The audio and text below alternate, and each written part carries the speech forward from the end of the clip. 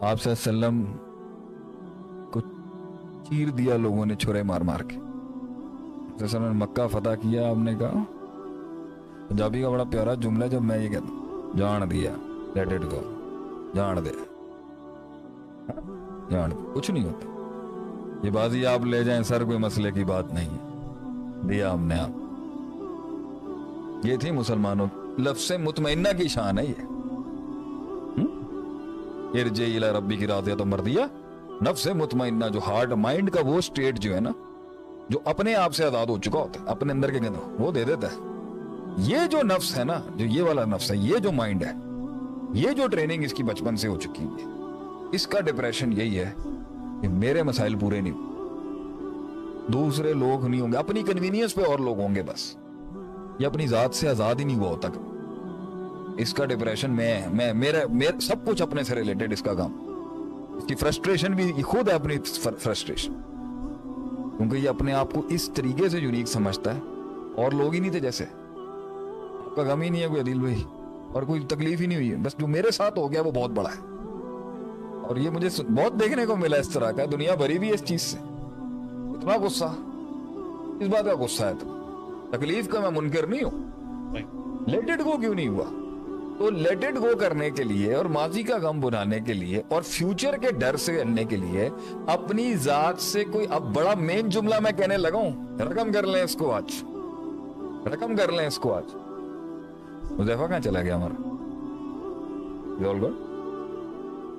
जब इंसान को अपने नफ्स को और जात को अपने से बड़ी किसी चीज से वो ताल्लुक कायम करता है ना, तब फ्रस्ट्रेशन भी खत्म होती है, तब खौफ भी खत्म होता है। तवक्कुल के नाम पर तवक्कुल खौफ को खत्म कर देता है, उम्मीद गम को खत्म कर देती है, और उसका उस बड़े का जो हौसला और हिम्मत है और जो ज़र्फ है वो आपके अंदर वो फ्रस्ट्रेशन खत्म कर देती।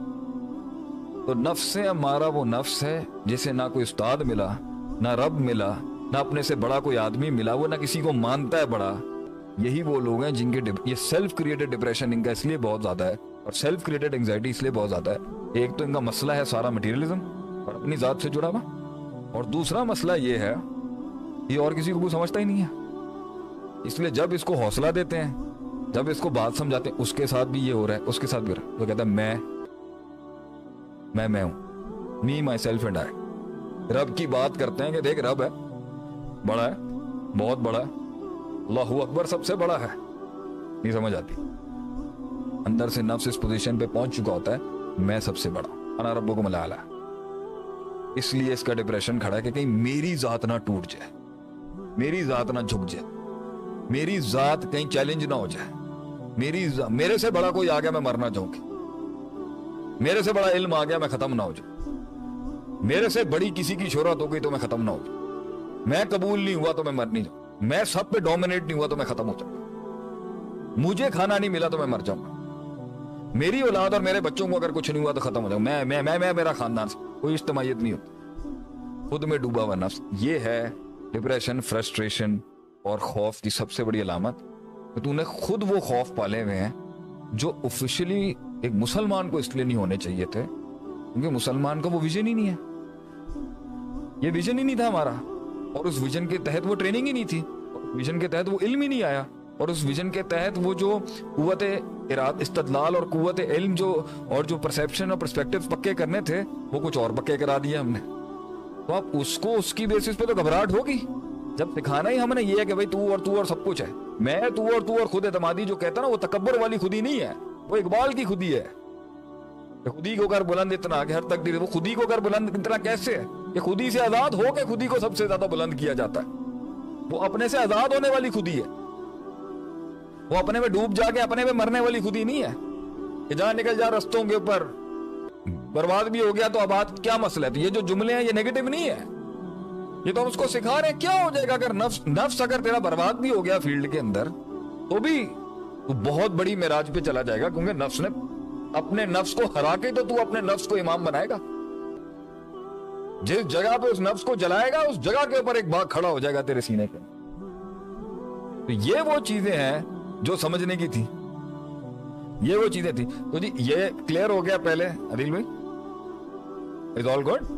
तो पॉइंट यहाँ पर ये है, you want to say something Hasan? Point यहाँ पर ये है कि नफ्स को जो है, ये इसके ज्यादातर मसले इसलिए क्योंकि खुद पाल लिए, खुद बड़ा कर लिए। कैसे बड़ा होता है ख्याल? लोग मुझसे पूछते हैं ख्याल नहीं जा रहा, ख्याल नहीं जा रहा, ख्याल का कैसे बड़ा होता है? कर करके। इंसान की दिल की दुनिया के अंदर लोग बोर तो नहीं हो रहे?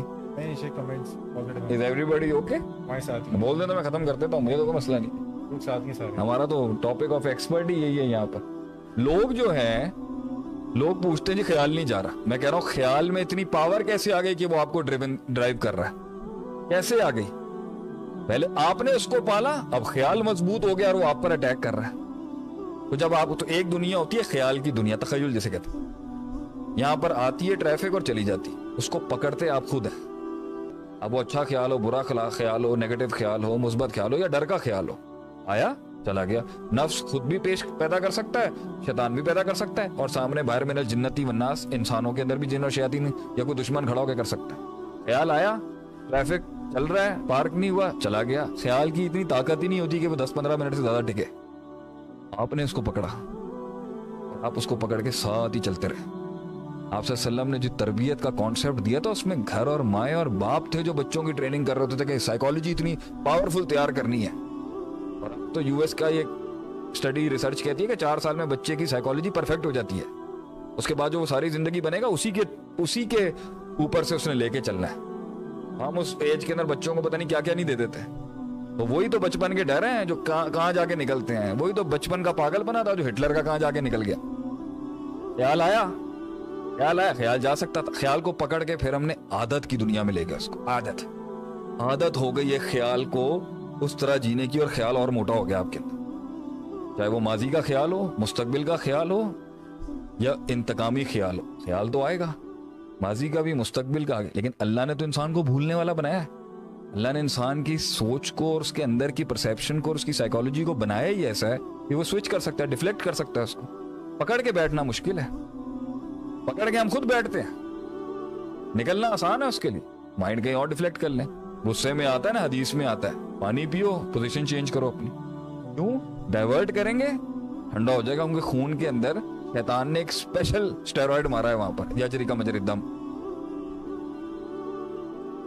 आदत है, जब वो ख्याल चला जाता है आदत में तो वो मोटा हो जाता है, पावरफुल हो जाता है, और अंदर की साइकोलॉजी का बड़ा पार्ट रूल करने लग जाता है। और जब आदत लंबी हो जाती है तो फितरत बन जाती है, और अब वो नेचर और सबसे डीपेस्ट कोर के अंदर जाके जो है ना, वो अल्लाह आपका भला करे, वो चला जाता है।